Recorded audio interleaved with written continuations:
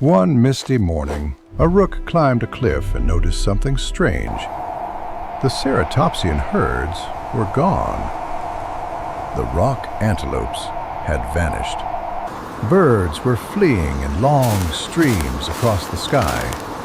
Only the ground remained, trembling very faintly, as if something heavy, unimaginably heavy, was approaching. Aruk rushed to tell the chieftain Garo. Garo knelt, touched the earth, and frowned. "This is no earthquake.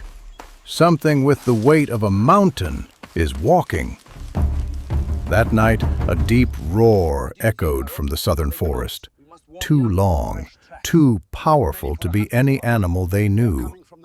Children cried. Adults stayed silent. But Aruk stared into the darkness and whispered, "If it is the Shadow King, I must see its face."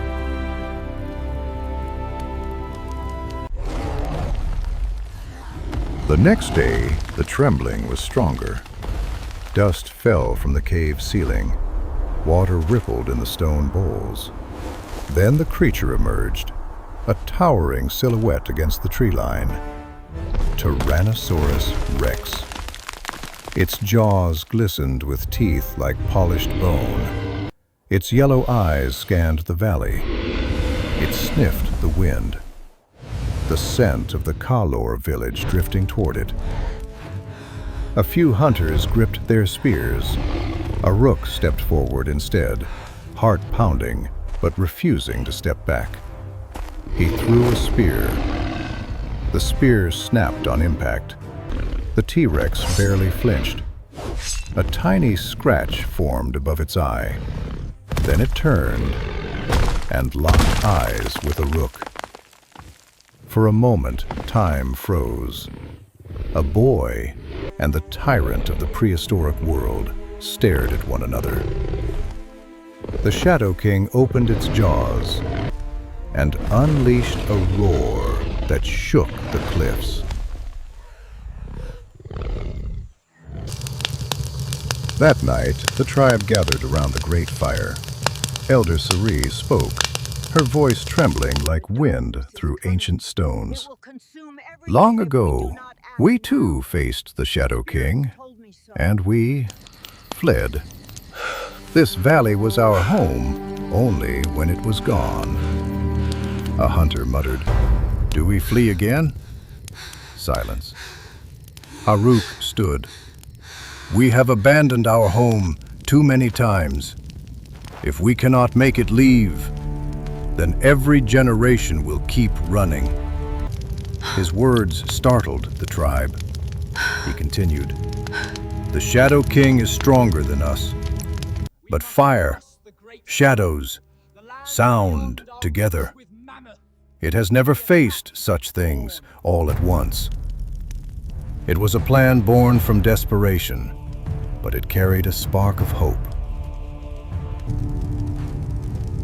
Aruk led Lian and Toru to the wall of ancient paintings. Amid the drawings was a faded image, a massive, two-legged beast surrounded by flames, turning away. Aruk traced the painting gently. "Our ancestors didn't run that time. They made the beast turn back. We will do the same, but with a stronger fire." "The mountain pass is dangerous, but we have no choice. We move tomorrow, before the snows arrive. We must be strong. Push harder. The circle must be complete by moonrise."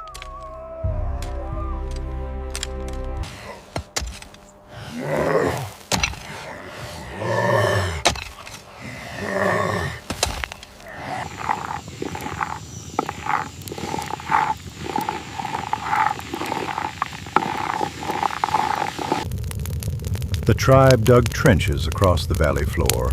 They filled them with black tree resin, thick, oily, highly flammable. They built enormous hides stretched across wooden frames to cast colossal shadows. On the cliff walls, they prepared drums made of stone and bone. When night fell, A thick fog rolled in. The valley grew eerily silent. Then, thoom, thoom, thoom. The footsteps of the king. T-Rex entered the center of the trap. Aruk raised his hand. A spark. Flames raced through the trenches like serpents of fire, until a gigantic ring of flame encircled the Shadow King. The beast recoiled. Light stabbed into its eyes. Shadows of immense, impossible creatures danced around it. The hunters beat their drums. The mountains echoed the sound back. T-Rex roared, confused, angry, then frightened. It spun, looking for escape. Fire behind, fire ahead. Shadows looming like titans. It bolted, bursting through the weakest section of the fire ring, stumbling into the dark forest. And it did not return. At sunrise, the valley was quiet. Ka-Lor did not leave. They remained standing in their home, and they had won. Aruk returned to the ancient wall and painted the Shadow King, the Ring of Fire, the towering shadows, and the small figures of the Ka-Lor tribe on the cliff.